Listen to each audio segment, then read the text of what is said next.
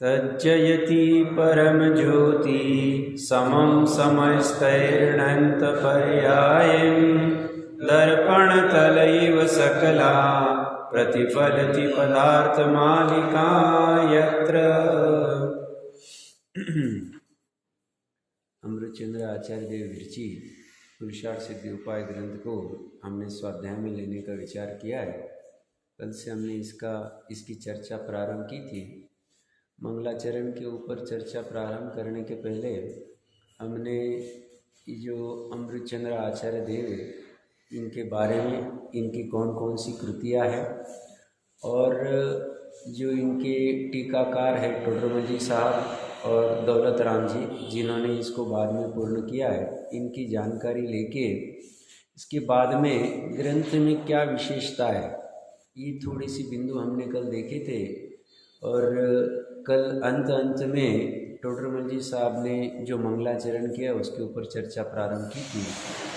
टोडरमल जी साहब ने 4 दोहों में मंगलाचरण किया है। मंगलाचरण में सबसे पहले उन आनंद अमृत चंद्र को नमस्कार किया है और स्वयं सुख का कंद होके नमस्कार किया है, मतलब जिनेंद्र देव को नमस्कार किया है। उसके बाद में उस स्यादवाद रूपी वाणी को नमस्कार किया है जो अनक्षरी। वैसे तो वाणी मतलब संदेश, जो भगवान का संदेश होता है वो संदेश को, उपदेश को हो, वचन बिना नहीं होते, वचन नए बिना नहीं होते हैं, नए स्यादवाद बिना नहीं हो सकते हैं।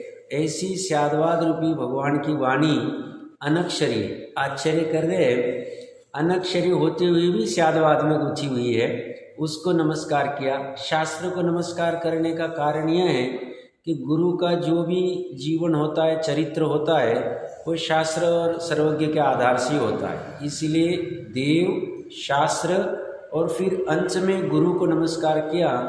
वो गुरु कैसे है जो सुरपति द्वारा, सुरगुरु द्वारा, बृहस्पति द्वारा भी वंदनीय है, पूजनीय है, जो वचनों से उनकी महिमा गाते हैं, हम भी उनकी महिमा गाते हैं।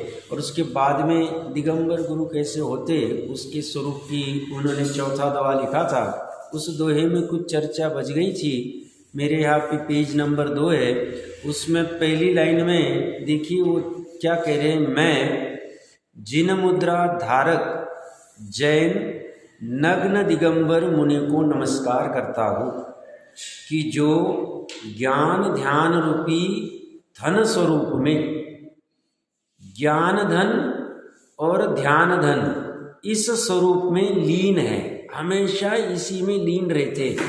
इसका अर्थ क्या है कि काम जब भी होगा अनाकुल सुख प्रकट होने का इसी से होगा। ज्ञान ध्यान रूपी जो धन है उससे ही प्रकट होगा, इसलिए निरंतर वो इसी में रत रहते।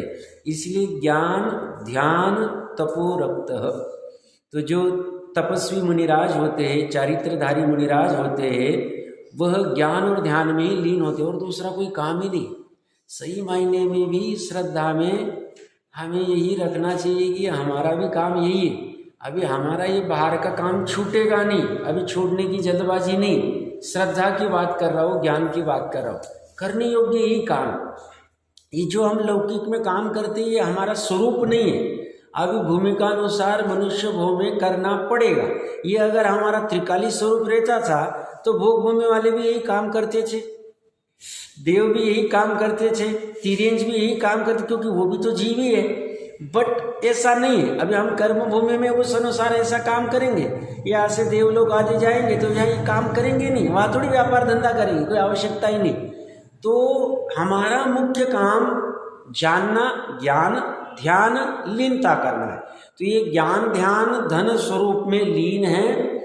काम पांच इंद्रिय के विषय को हो या काम विकार को हो या मान घमंड कर्तृत्व ममत्व से रहित है। मेघ समान धर्म उपदेश की वृष्टि करने वाले। कल मैंने कहा था मेघ रिटर्न में कुछ नहीं चाहता, वो तो सहज में जहाँ उसकी योग्यता रहे वृष्टि कर देता है और उस अनुसार में जैसे भी अनाज आदि की उत्पत्ति होनी है अपने अपनी योग्यता से, वैसे ये सहज में धर्म उपदेश दे देते हैं। रिटर्न में कुछ चाहते नहीं है। उस धर्म उपदेश के निमित्त से किसी को कुछ ज्ञान आदि हो जावे सहज में नैमित्तिक में, तो वो बात अलग है। इनका कोई राग नहीं होता है, ना कोई वो फिर वापस में कुछ चाहते हैं। मेघ समान धर्म उपदेश की वृष्टि करने वाले, पाप रहित, इनके जीवन में पाप होता ही नहीं। पाप रहे तो नग्न दिगंबर मुनि नहीं, पाप की क्रिया होती ही नहीं। 5 प्रकार के आरंभ आदि होते ही नहीं इनके पंच सुना आदि के त्याग होते हैं। तो ऐसे पाप रहित और क्षीण काय, अर्थात कषाय और काया क्षीण है। इनकी कषाय इतनी क्षीण हो गई है कि अनंतानुबंधी, अप्रत्याख्यानावर और प्रत्याख्यानावर तीनों प्रकार की कषाय चली गई। संजलन की कषाय कल मैं कह रहा था है ही नहीं, एकदम क्षीण हो गई। मतलब वह सर्वघाती प्रकृति नहीं है, देशघाती प्रकृति है। देशघाती स्पर्धक होते हैं उसके, तो उसकी वजह से स्वभाव का घात होता ही नहीं है। ऐसी कषाय को अत्यंत क्षीण कर दिया है, और काया तो क्षीण है, इसलिए वो जो गरिष्ठ आदि भोजन जिससे प्रमाद उत्पन्न होते, काम विकार उत्पन्न होते, भोजन करते ही नहीं। उनका शरीर पुष्ट दिखेगा ही नहीं। सहज में उनकी काया क्षीणी होती है, क्योंकि दिन में एक बार आहार करते हैं और जरूरत पड़ी तो मांसोपवासी आदि भी हो जाते हैं, उनकी जैसी परिणति होती है। तो कषाय और काया क्षीण है तथा ज्ञान स्वरूप में अत्यंत पुष्ट है। तो कषाय में क्षीण है और पुष्ट मतलब बलवान। बलवान किस में है? ज्ञान स्वरूप में। अपने ज्ञान स्वरूप में, अपने ज्ञान मात्र त्रिकाली स्वभाव में निरंतर लीन रहते हैं, अत्यंत बलवान रहते हैं, पुष्ट रहते हैं, स्थिर रहते हैं, जानने देखने का स्वभाव करते रहते हैं। ऐसी इन्होंने यहाँ चर्चा की है मंगलाचरण में। इसके बाद में कवित्व सविया मनहरण 31 वर्ण में ये जो 4 लाइन लिखी है टोडरमल साहब की हो सकती है, क्योंकि यहाँ पे इन्होंने निश्चयाभासी, व्यवहाराभासी, उभयाभासी और यथार्थ समझ वाले चारों की चर्चा कर दी। देखिए यहाँ क्या कह रहे, सामान्य पढ़ते, कोई नर निश्चय से आत्मा को शुद्ध मान, वह है स्वच्छंद न पिछाने निज शुद्धता। कोई व्यवहार दान तपशील भाव को ही आत्मा का हित मान, छोड़े नहीं मूढ़ता। कोई व्यवहार नए निश्चय के मार्ग को भिन्न भिन्न जानकर करत निज उद्धता। जाने सब निश्चय के भेद, व्यवहार सब कारण को उपचार माने तब बुद्धता। श्री गुरु परम दयालु हो, दिया सत्य उपदेश, ज्ञानी माने जानकर ठानत मूढ़ कलेश। सामान्य पहले जो 2 लाइन है कवित्व सवैया की, उसका अर्थ देखिए। कोई नर निश्चय से आत्मा को शुद्ध मान, मतलब आत्मा पूर्णतः शुद्ध ही मानता है। निश्चयाभासी का प्रकरण वहाँ है स्वच्छंद न पिछाने निज शुद्धता। वो पूर्णतः निश्चय से आत्मा को शुद्ध मान के स्वच्छंद हो गया है, और सहचारी रूप में उसके जो शुभ भाव होने चाहिए, दान व्रतशील तप के कहो या 6 आवश्यक आदि के कहो, वह भी छोड़ देता है और प्रमत्त हो जाता है। और इसीलिए टोडरमल साहब ने निश्चयाभासी का विस्तार से 7वें अधिकार में वर्णन कर दिया। ऐसी भी प्रवृत्ति वाले लोग होते हैं। इसलिए टोडरमल साहब कहते हैं भैया आत्मा मात्र शुद्ध नहीं है, संसार अवस्था में शुद्ध अशुद्ध का पिंड है। यहाँ पे पर्याय में अभी भी अशुद्धता पड़ी है। पर्याय की अशुद्धता का अभाव होके पूर्ण शुद्धता जब तक प्रकट नहीं होती है, तब तक उसे तुम पूर्णतः सिद्ध समान मान नहीं सकते हो। मानो तो तुम्हारी संसार अवस्था दिख रही है, हमें तुम्हारी कषाय दिख रही है, तुम्हारे राग द्वेष की परिणति दिख रही है, तुम्हारा प्रमाद दिख रहा है, तुम्हारी मुक्त दशा दिख नहीं रही है, तुम विवलित हो रहे हो, दुखी दिख रहे हो। इसका अर्थ तुमने स्वरूप को अच्छे से नहीं समझा है, और न समझ के आत्मा सिद्ध समान है, इन सब की कोई आवश्यकता नहीं, दान व्रत तपशील आदि की कोई आवश्यकता नहीं, ऐसा मान के पूरा ही वह व्यवहार पक्ष को उड़ा देता है, स्वच्छंद होता है, प्रमादी होता है। और इसमें पंचास्ति काय की अंतिम गाथा में तो अजगर के समान मतलब अजगर जैसे भोजन आदि करके एकदम प्रमत्त हो जाता है, ऐसे हो जाते, ऐसी ऐसी कोई चर्चा की हुई है। तो यहाँ कहे कोई नर कोई पुरुष है, ये पुरुषार्थ सिद्धि का उपाय, आत्मा का प्रयोजन साधने का उपाय है। बट ये नर जो है पुरुष होते हुए भी निश्चय से आत्मा को शुद्ध मान बैठता है और स्वच्छंद हो जाता है और न पिछाने नहीं। इसकी वजह से उसका नुकसान क्या होता है, अपने निज शुद्ध आत्मा शुद्धता को पहचान नहीं पाता है, और निज शुद्धता को न पहचानने से उसका मोक्ष मार्ग प्रारंभ नहीं होता है। मोक्ष मार्ग जब भी प्रारंभ होगा निज शुद्धता को पहचानने से ही होगा, और अन्य किसी से होगा नहीं, वहां नहीं, हो सकता नहीं।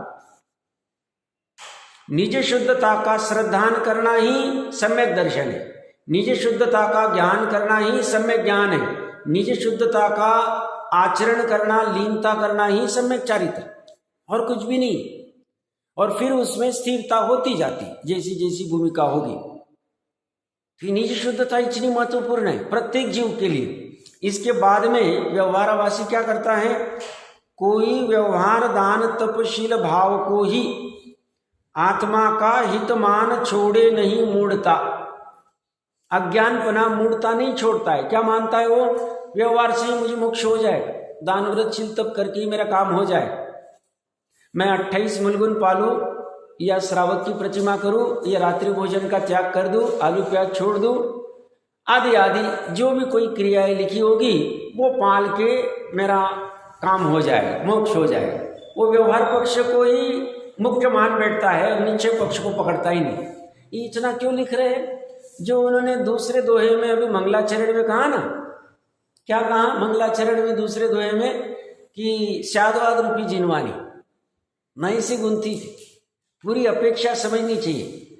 व्यवहार और नए दो पक्ष है, उन दो पक्ष में से काम तो निश्चय से ही होगा, बट सहचारी रूप में व्यवहार रहेगा। ये दोनों पक्षों को नए से समझा जाता है, ये समझा नहीं अच्छे से, इसने एक ही पक्ष को पूर्ण मान बैठा है। और इसीलिए हमने जो समयसार जी में शादवाद अधिकार में चर्चा की, वो एकांत करके डूबता है, तीरता नहीं, संसार में घूमता है। और जो एकांत नहीं करता है, व्यवहार निश्चय के पक्ष का अच्छे से समन्वय करता है, वो तीर जाता है। ये बात नक्की काम निश्चय से ही होगा, बट ये बात भी नक्की है निश्चय में पूर्णता लीनता नहीं होती है तब तक सहचारी रूप में व्यवहार रहेगा। सहचारी रूप में व्यवहार रहेगा, बट व्यवहार से मोक्ष नहीं होगा, व्यवहार से निश्चय प्रकट नहीं होगा। व्यवहार का आलंबन लेके परंपरा से निश्चय की प्राप्ति होगी। तो व्यवहार वाला क्या कर रहा है, दान तपशील भाव को ही आत्मा का हित मानता है, आत्मा का इससे हित हो जाएगा, और छोड़े नहीं मूढ़ता, उस मूढ़ता को छोड़ता नहीं, निज भाव को पहचानता नहीं, ये भी निज शुद्धता को पहचानता नहीं, निश्चयावासी भी पहचानता नहीं, दोनों की भूल हो गई।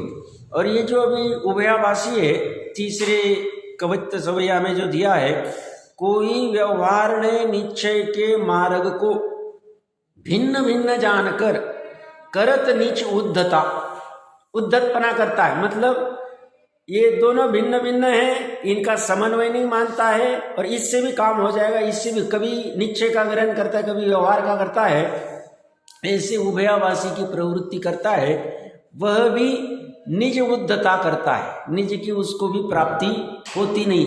ये तीन तो हो गए जो यथार्थ मार्ग को नहीं पकड़ पाते। और ये किसकी बात है, ये 363 मत वाले की बात नहीं। 363 मत वाले को तो ना निज शुद्धता पता है, ना कुछ भी पता है।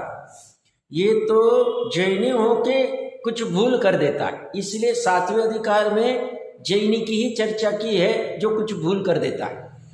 4थे अधिकार में मोक्ष मार्ग प्रकाशक में अगणित मिथ्यात्व की बात कर दी। 5वें अधिकार में 363 की मत कर दी बात। 6वें अधिकार में आप कहो जैनी प्लस ये में जो कोई विपरीतता विकार उत्पन्न हो गए उनकी बात कर दी, देवगुरु शास्त्र आदि के बारे में। और 7वें अधिकार में मुख्यता से सूक्ष्म भूल पकड़ी है टोडरमल जी साहब। तो यहाँ उन्होंने उसको समराइज कर दिया 7वें अधिकार का। और अभी ये जो सही समझदार जीव है ये क्या करता है, जाने सब जाने जब निश्चय के भेद व्यवहार सब, निश्चय की विषय वस्तु को जब भेद रूप से जाने तो व्यवहार है सब। क्यों? जब अनंत गुणों के समरूप पिंड में से एक एक गुण को जानते हैं तो ये भेद व्यवहार है। किसी को किसी में मिला के उसको आत्मा कह देते, ये भी व्यवहार है। ये सब व्यवहार भेद है।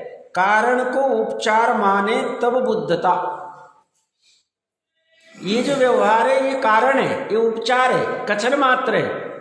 और बुद्धता कब प्रकट होगी, जो निश्चय को भी बराबर बराबर जानता है। तो इस तरह से ये यहाँ पे पांचों मतलब चर्चा हो गई।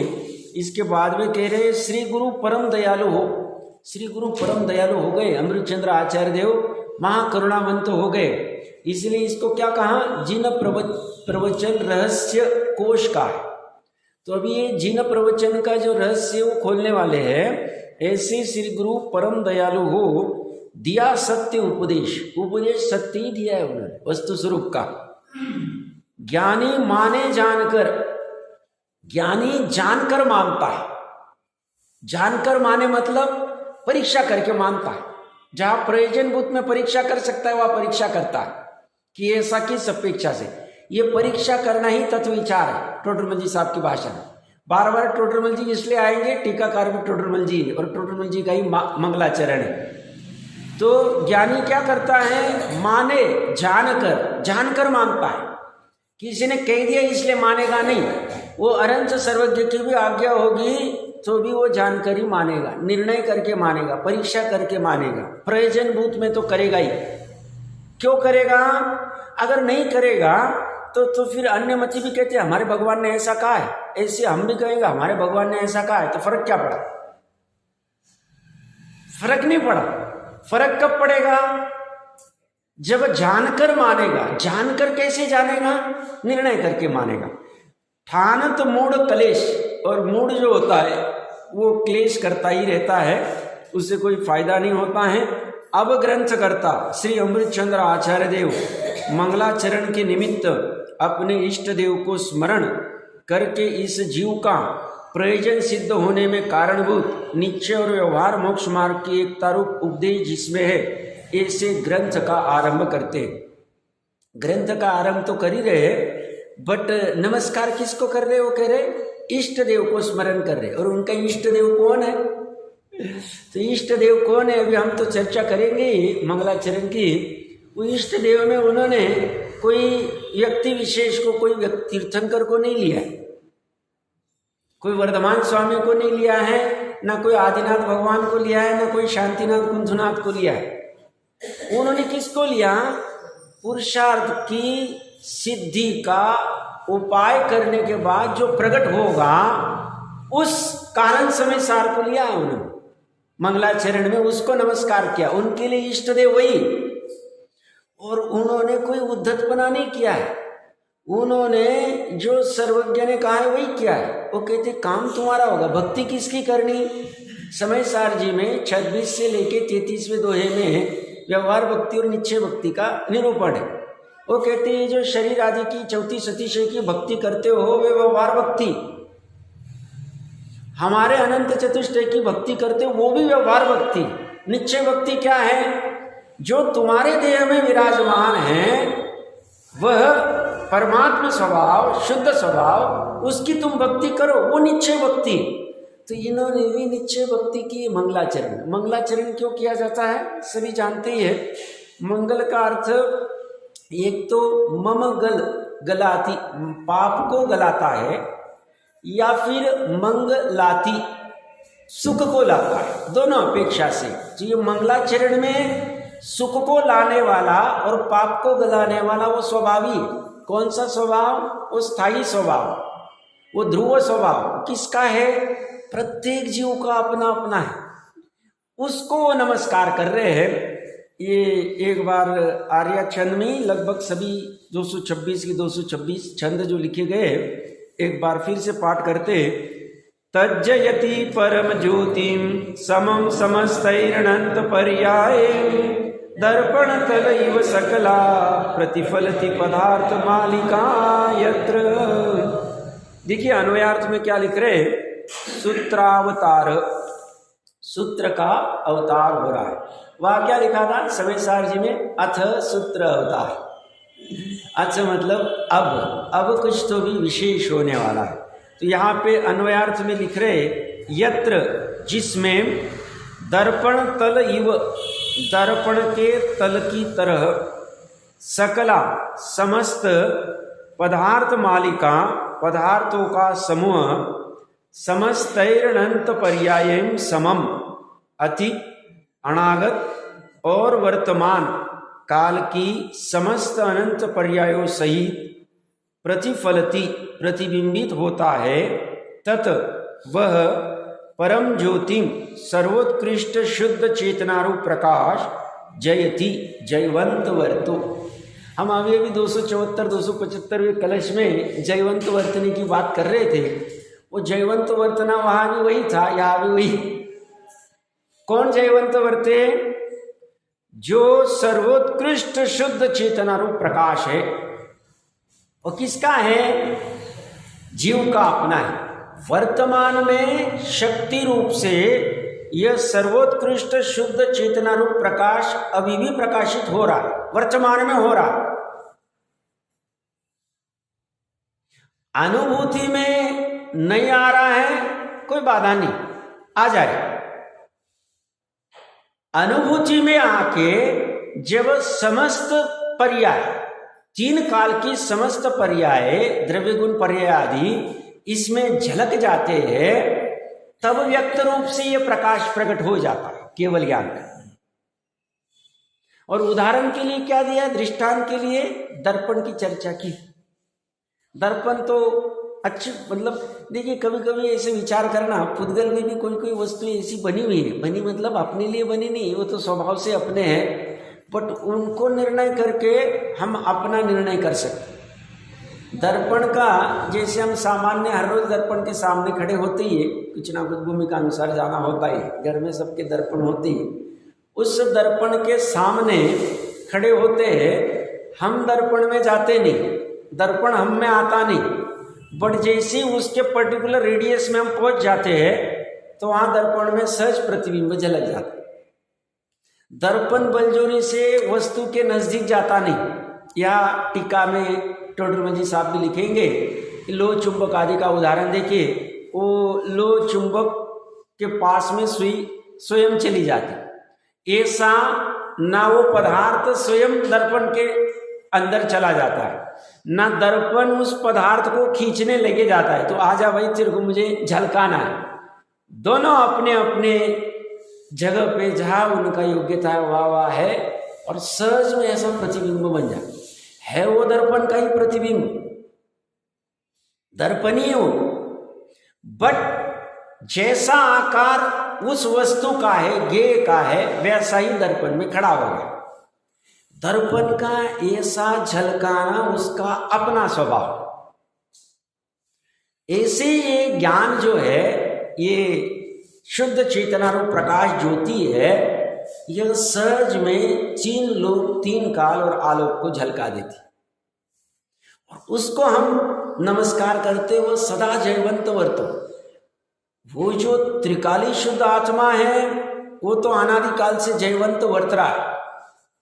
पर्याय में इसको भान नहीं था, पर्याय में इसको भान आ गया, वो प्रकाश प्रकट हो गया पर्याय में भी। तो ये कह रहा है ऐसा ही प्रकट होते रहे, प्रकाशित होते रहे, जयवंत वर्तते रहे, ताकि हम अनाकुल सुखी बने रहे। क्योंकि ये प्रकाश प्रकटता नहीं अंदर वाला, तो ये बाहर में दुख भोगना पड़ता है। इस सब दुखी भोग रहे हम, हमारा ये स्वरूप नहीं। हमारा स्वरूप कैसा है? स्वरूप किसे कहना? जो भूतकाल, वर्तमान और भविष्य काल में सदा एक जैसा बना रहे, वो हमारा स्वरूप है। जो टेम्पररी, वो हमारा स्वरूप थोड़ी। जैसे मैं पूर्व में भी कभी उदाहरण दिया होगा, जैसे हमें कोई कहे कि साहब ये हमारा घर है, इस घर में आप आ जाओ, 15 दिन तक रहो और बाद में छोड़ दें। हम कहेंगे नहीं भाई, फ्री में भी देते होंगे तो हमें नहीं चाहिए। क्यों नहीं चाहिए साहब? भैया इतनी मगजमारी करके वो सामान लाए, हम आपके घर में रखे, उसको अच्छे से बिठाया नहीं, तब से आप कहोगे अब निकलो यहाँ इस घर से, फिर दूसरे घर में जाओ, फिर तीसरे घर में जाओ, कितना बदलते रहे? नहीं चाहिए। जैसे किसी को कह देवे तुम्हें भारत देश का राष्ट्रपति या पंतप्रधान एक दिन के लिए बनाया जाए, हम कहेंगे नहीं चाहिए। क्यों नहीं चाहिए?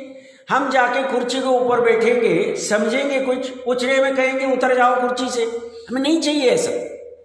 हमें चाहिए तो 5 साल का दो साहब, 2 साल का दो, 4 साल का दो, तो हम कुछ कर पाए। ऐसे ही ज्ञानी जीव कहते हैं जो पर्याय जिसका स्वभाव एक समय का है, उस एक समय की पर्याय हमारा क्या कर सकती? हमारा स्वभाव तो कौन सा मानना, जो अनादि से अनंत काल तक जैसा का वैसा बना रहे, वो हमारा स्वभाव है। वो स्वभाव वर्तमान में 3 लोक 3 काल को प्रकाशित कर रहा है, और व्यक्त रूप में कब प्रकाशित करेगा? जब हम उसमें लीनता कर लेंगे, और उसी को हम नमस्कार कर रहे हैं। वो सदा जयवंत रहे, सदा प्रकट रहे, वो त्रिकाली स्वभाव, ताकि हमें अनाकुल सुख मिलता ही रहे। ये परद्रव्य के आलम वाला आकुलता वाला सुख अभी हमें नहीं चाहिए, इससे भी ऊब आ गई। अभी इसकी निरर्थकता समझ में आ रही। हमें तो ऐसा वाला जयवंत वर्तना चाहिए जो प्रकाश, जो चैतन्यता, जो सुख निरंतर बना रहे। ये बना रहे, भावना कर रही। फिर से देखिए क्या कह रहे अन्वयार्थ में, जिसमें दर्पण की तल की तरह समस्त पदार्थों का समूह उसकी रेडियस में, एक देश उदाहरण है, क्योंकि दर्पण की जितनी रेडियस होगी उतना ही करेगा, बट यहां तो कोई सीमा ही नहीं, केवल ज्ञान।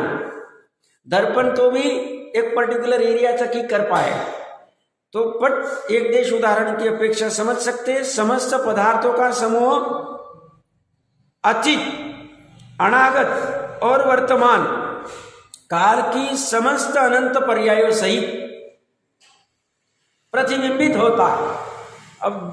अब केवल ज्ञान की क्या विशेषता है? जब व्यक्त रूप हो जाता है, एक समय की पर्याय में अतीत, अनागत और वर्तमान 3 काल की अनंत पर्याय से। अभी किसी को लगेगा साहब सिर्फ पर्याय ही प्रकट होती है क्या? द्रव्य और गुण नहीं प्रकट होते हैं? गुणों को भी कथनचित पर्याय कहा जाता है, भेद विवक्षा से, कथनचित। और गुण प्रकट हो गए, गुणों का समरूप द्रव्य भी प्रकट हो गए, बचा कुछ भी नहीं, क्योंकि पूरा विश्व 6 द्रव्य से बना हुआ है। जातीय अपेक्षा से 6 द्रव्य से, और कोई 7वां द्रव्य नहीं। किसी को लगता होगा तो चर्चा कर सकते हैं। ना 5 द्रव्य ना 7 द्रव्य, 6 ही द्रव्य, कम ज्यादा कुछ भी नहीं। और ये 6 द्रव्य जो है वो गुण और पर्याय से बने हुए, गुण पर्याय द्रव्य। गुण और पर्याय के अलावा मतलब 6 पूरे विश्व में 6 द्रव्य के अलावा कोई द्रव्य नहीं, और 6 द्रव्य भी गुण पर्याय से बने हुए। अनंत गुण रहने दो, अनंत पर्याय रहने दो, हमें थोड़े से गुण और थोड़ी सी पर्याय समझ के पूरी वस्तु समझ में आ जाए, हमारा काम हो जाए। हमें तो निर्णय करना है कौन सी हमारी स्व वस्तु और कौन सी पर वस्तु है। हम जो अनादिकाल से गुण गोबर को एकत्र कर रहे थे, अभी हमें एकत्र नहीं करना है, भिन्न भिन्न करना है। हमारा गुण जो है, हमारा जो स्व तत्व है, जिसके प्रकाशित होने से हम सुखी होने वाले हैं, उसको हमें पर से भिन्न करना है, उसको जानना है। तो वो जो वस्तु है उसमें अनंत से गुण है, उसको कथनचित भेद विवक्षा से पर्याय भी कह सकते। पर्याय को, गुण को पर्याय कह सकते, पर्याय को गुण कह सकते, कोई बाधा नहीं होता है। जिनागम में विवेचन आता, 9वें अधिकार में प्रोटोन मंत्री साहब ने खोला हुआ है, मोक्ष मार्ग प्रकाशित। तो ये क्या कह रहे हैं? ये अतीत, अनागत और भविष्य, वो चीजों को विश्वास नहीं होता है, हाँ में हाँ भर देते, बट भविष्य काल का भी, अनंत काल सभी पर्याय जान सकते हैं, केवल ज्ञान में प्रकाशित हो सकती है। ज्ञानी कहते हो सकती स्वभाव। आश्चर्य होता है, ये 525 धनुष्य का शरीर है, ज्यादा से ज्यादा उत्कृष्ट है, उसमें आत्मा के प्रदेश आ गए, और ऐसे आत्मा के प्रदेशों में पूरा 3 लोक 3 काल, भविष्य काल भी, और स्पष्ट रूप से उनके अविभाग प्रतिच्छेद भी, एक एक अंश भी कैसे प्रकट हो सकते? आश्चर्य होता है, सामान्यता होता है आश्चर्य, बट अच्छे से विचार करें कि जब हम हमारे क्षेम के अनुसार इतनी वस्तु जान सकते, तो किसी के पास ऐसी सामर्थ्य प्रकट हो जाए तो सभी वस्तु ही जान सकते हैं, कोई बाधा नहीं। कोई कहेगा साहब हमें तो वस्तु को जानने के लिए वस्तु के नजदीक जाना पड़ता है, फिर वहाँ प्रकाश आदि भी चाहिए, आंखें आदि भी खुली होनी चाहिए, हमारी इंद्रिय आदि भी चाहिए। वो तो मति ज्ञान और श्रुति ज्ञान में वो परावलंबन है, इंद्रिय और मन के निमित्त से होते हैं। बट जरूरी नहीं हम भी विचार करें, जैसे 2 साल पहले की कोई बात आज हमें याद आ रही है, तो हमें वस्तु के पास कहाँ जाना पड़ रहा है? बिना वस्तु के पास यही हमें याद आ रही है। सब उसमें मन का तो आलंबन है ना, मानते हैं ना, मन का आलंबन है, मति श्रुति ज्ञान का निमित्त भी है वहाँ पे, मतलब 5 इंद्रिय और मन का निमित्त है। बट ऐसा भी कोई ज्ञान होगा जो बिना इंद्रिय के निमित्त के आलंबन के, बिना वस्तु के आलंबन के वस्तु के समीप गए, बिना प्रकाश आदि के सहज में चल पाए। और ऐसा ये केवल ज्ञान प्रकाश है जो जयवंत वर्ते।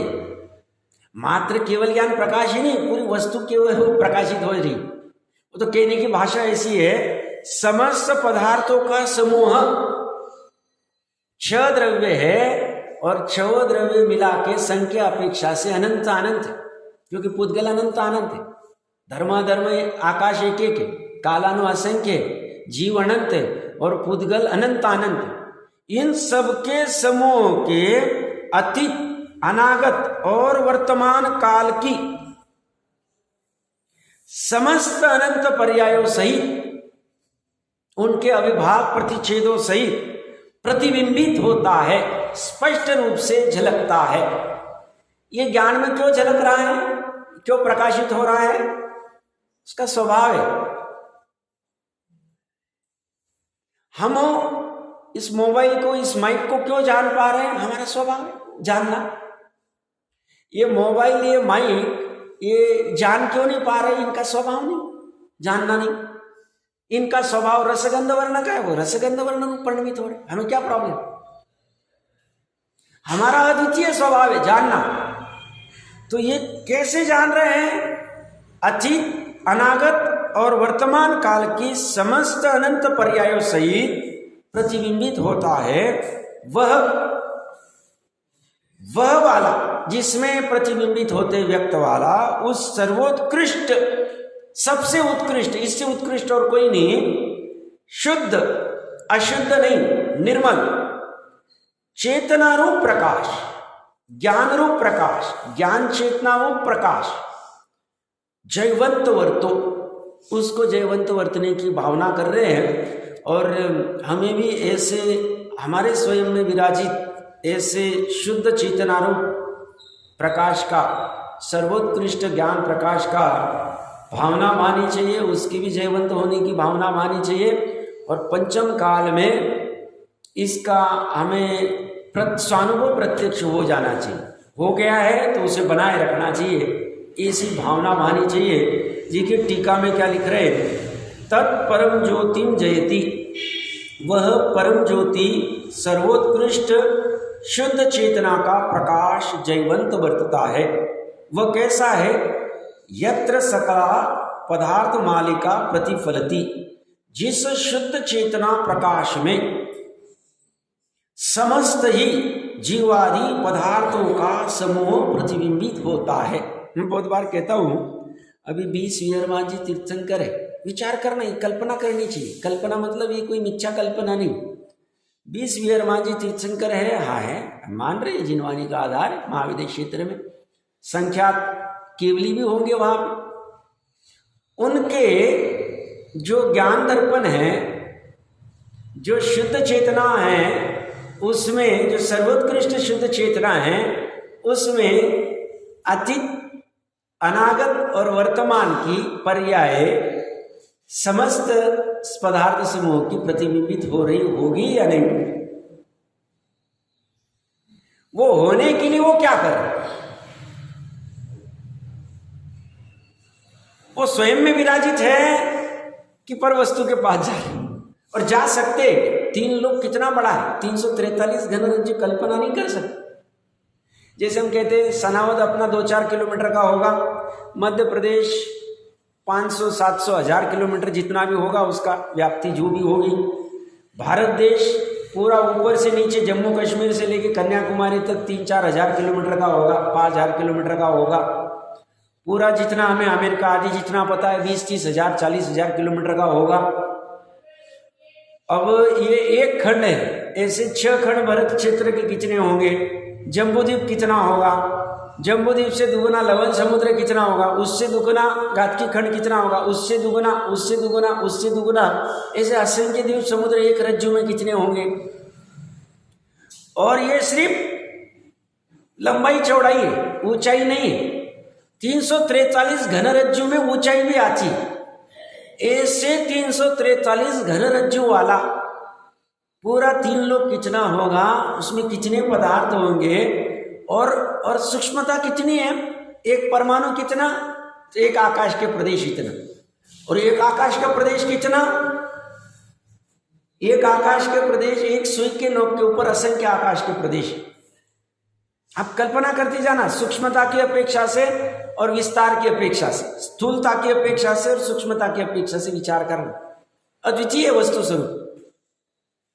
तो एक परमाणु कितना, तो एक आकाश के प्रदेश इतना, और एक परमाणु में अनंत गुण, एक समय में अनंत ही पर्याय, और भूतकाल अनंत, अनादि से चलता आ रहा है, भविष्यकाल अनंत। ऐसे एक एक समय के अनंत अनंत पर्याय का ज्ञान एक समय में, एक परमाणु का एक केवल ज्ञान में हो जाता है। सिर्फ एक परमाणु का नहीं, ऐसे अनंत परमाणु का। हमारा जो शरीर बना है वर्तमान में अनंत आहार वर्गना के अवधारिक का बना हुआ। अब ऐसे कितने जीव है, आप कल्पना करते जाना। और ये कह रहे ये साक्षात दिखने में आते, जानने में आते, प्रकाशित होते, सहज में हो जाता। ऐसा हो सकता है, हो सकता, क्यों पता है। जैसे नमक में खारापन अपने स्वभाव से, सहज से, शक्कर में मीठापन उसका स्वभाव है। अब उसमें हमें आश्चर्य नहीं होता, हम पता है नमक में खारापन होता ही, शक्कर में मीठापन होता ही। ऐसे ही चेतन में, जीव में, आत्मा में ज्ञानपना सहज है, और उस ज्ञान की ऐसी उत्कृष्टता हो सकती, आराम से हो सकती, कोई बात नहीं। जैसे वो खारापन उसका स्वभाव है, ऐसे ही इसका संपूर्ण लोक को झलका देना इसका स्वभाव है। ये इसका अपने स्वयं से, अन्य से नहीं, निज से है। तो ये कह रहे इस प्रकाश में समस्त ही जीवादि पदार्थों का समूह प्रतिबिंबित होता है। किस प्रकार, समस्तैन अनंत पर्याय समम, अपनी समस्त अनंत पर्याय सहित प्रतिबिंबित होता है। कुछ भी जानने से बचता नहीं। इसमें परमात्मा प्रकाश जी में 45-46वें दोहे के आसपास देख लेना चाहिए, मेरे को दोहे नंबर याद नहीं रहते। वहाँ उन्होंने बेल का उदाहरण दिया। जो बेल चढ़ती है ना, वनस्पति में बेल होती है, तो उसका जहाँ तक आधार होती है वहाँ तक बढ़ती है। आधार खत्म हो जाए बढ़ती नहीं, कुट जाती। वो और भी बढ़ सकती है अगर आधार ज़्यादा रहता था, बट आधार जितना उतना बैठ जाती है। ऐसी केवल ज्ञान जितने गेय है वहाँ तक विस्तारित हो जाता है। और भी गेय रहते थे, अनंत गुना ये विश्व रहता था तो भी उसमें झलक जाता था, बट जितना है उतना झलक गया। अब आधार नहीं तो और जाता नहीं, कोई आवश्यकता नहीं। इससे अनंत गुना भी 3 लोग जितना है उससे अनंत गुना रहता तो भी उस ज्ञान की एक पर्याय में सहज आ जाता। इतनी सामर्थ्य, जैसे हम आकाश की सामर्थ्य करते हैं ना, आकाश का अवगाहन देने की सामर्थ्य क्या है। एक ही आकाश के प्रदेश के ऊपर 3 लोक में जितने पुद्गल है, परमाणु रूप में या स्कंद रूप में, एक आकाश के प्रदेश के ऊपर अवगाहित हो सकते, इतनी अवगाहन देने की सामर्थ्य आकाश के एक प्रदेश की है। और पुद्गल की ऐसी सामर्थ्य है कि वो 3 लोक के समस्त पुद्गल उसमें आ सकते। सामर्थ्य की बात होगा नहीं, ऐसे सामर्थ्य क्या है। आप कहेंगे आधार क्या है, पंचास्तिका ग्रंथ में टीका में आ गए, टीका नंबर देखनी पड़ेगी और उसमें आ गए, स्पष्ट रूप से आ गए एक आकाश प्रदेश की सामर्थ्य। जैसे सर्वार सिद्धि के देवों की सामर्थ्य है, 7वीं नारकी तक जा सकते हो, नीचे गमन करना है, जाएंगे नहीं कभी, सामर्थ्य। ऐसे ही केवल ज्ञान की सामर्थ्य कितनी, इससे अनंत गुना रहे तो भी जान ले, आवश्यकता नहीं, जितना है उतना सब जान। अभी जाने बिना कुछ भी बचा नहीं, सब जानने में आ गया।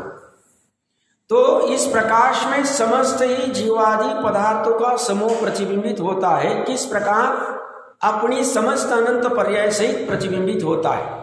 भावार्थ में देखिए क्या कह रहे हैं, शुद्ध चेतना प्रकाश की कोई ऐसी ही महिमा है, ये महिमा निज महिमा है, पर की महिमा नहीं, पर की दी हुई नहीं, पर अगर देगा तो वापस ले भी ले सकता है।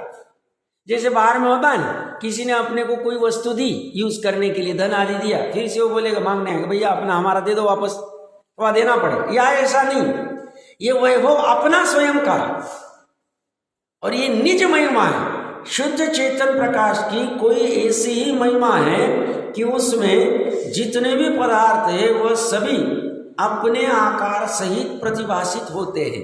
अपने मतलब उस ज्ञेय के आकार सहित, ज्ञेय का जैसा आकार है वैसे। अब ये माइक का जैसा आकार है, वैसा आकार अपने ज्ञान में झलकाने के लिए हमें क्या करना पड़ा, हमारा क्षेम है, हम जान लेते। यहाँ पे कोई दूसरा अंध व्यक्ति होगा, वो बोलता है मैं माइक को नहीं जान पा रहा, अब उसकी योग्यता नहीं वहां।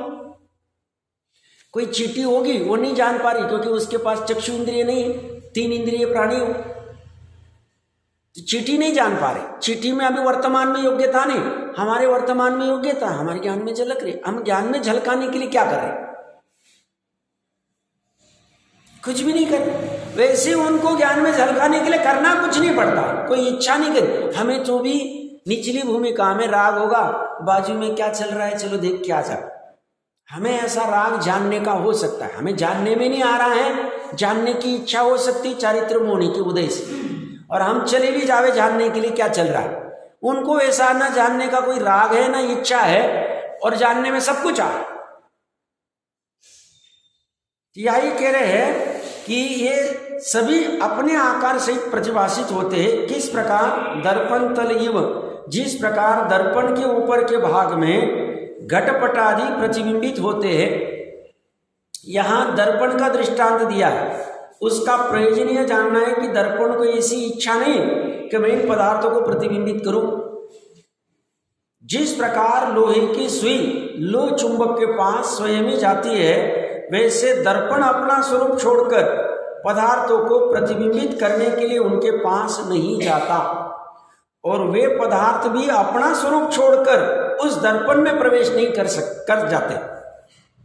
जैसे कोई पुरुष किसी दूसरे पुरुष से कहे कि हमारा यह काम करो ही करो, तैसे वे पदार्थ अपने को प्रतिबिंबित करवाने के लिए दर्पण से प्रार्थना भी नहीं करते। गजब बात, दर्पण के पास जाते नहीं पदार्थ, दर्पण से प्रार्थना नहीं करते।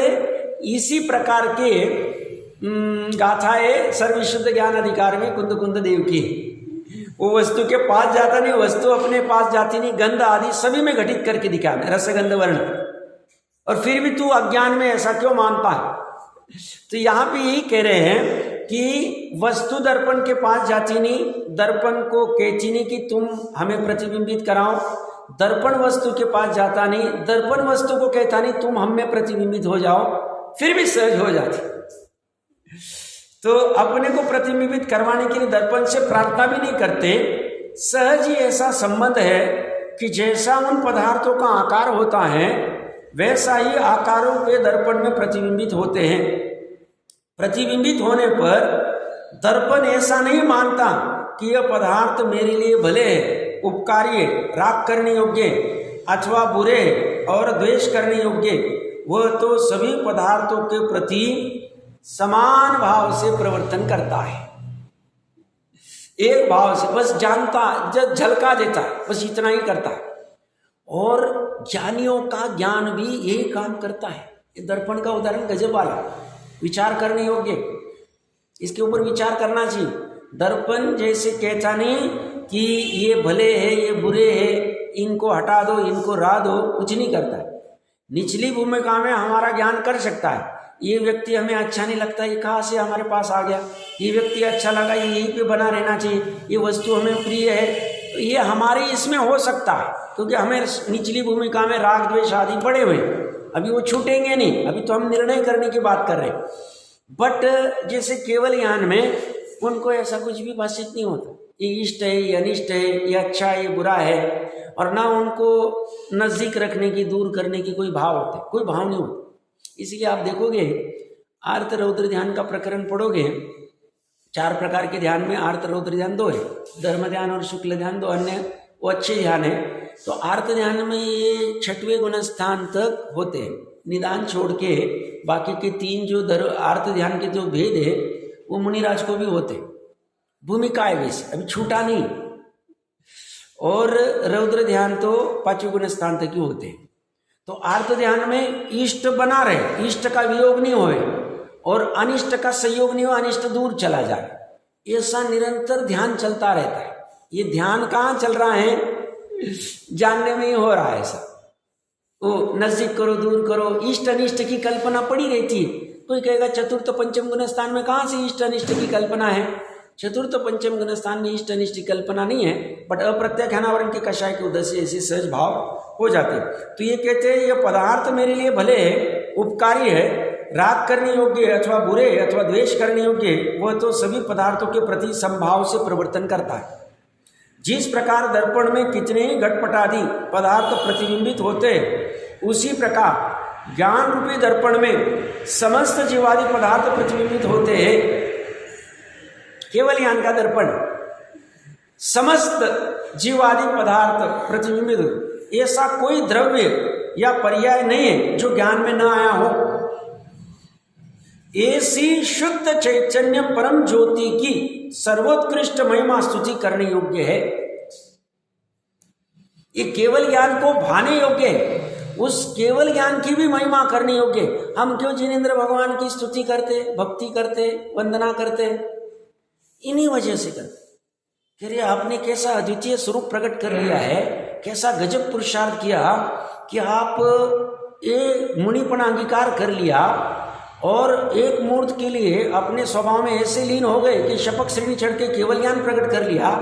केवल ज्ञान प्रकट करके अभी अनंत काल तक अनंत सुखरूप अव्यवहार सुखरूप रहेंगे, अनंत ज्ञान अनंत दर्शन झलकता रहेगा और अनंत काल तक अभी फिर से संसार चक्र में आएंगे नहीं। ये 8 कर्म का बंध होगा नहीं, 18 प्रकार के दोष उत्पन्न होंगे नहीं, अनेक प्रकार के जो विकार उत्पन्न होते, मोह राग द्वेष के विकार होंगे नहीं। ऐसी गजब परिणति आपकी हो गई और ऐसी परिणति हमारी भी हो गई। इसके लिए हम उनकी भक्ति भावना करते, उनकी पूजा आदि करते हैं, वो प्रकट करते हैं। तो ये सर्वोत्कृष्ट स्तुति करने योग्य ऐसा शुद्ध चैतन्य परम ज्योति है, इसको ये नमस्कार कर रहे हैं। आज का समय आ गया है, आगे और क्या चर्चा करते हैं टोडर मजी साहब भावार्थ में।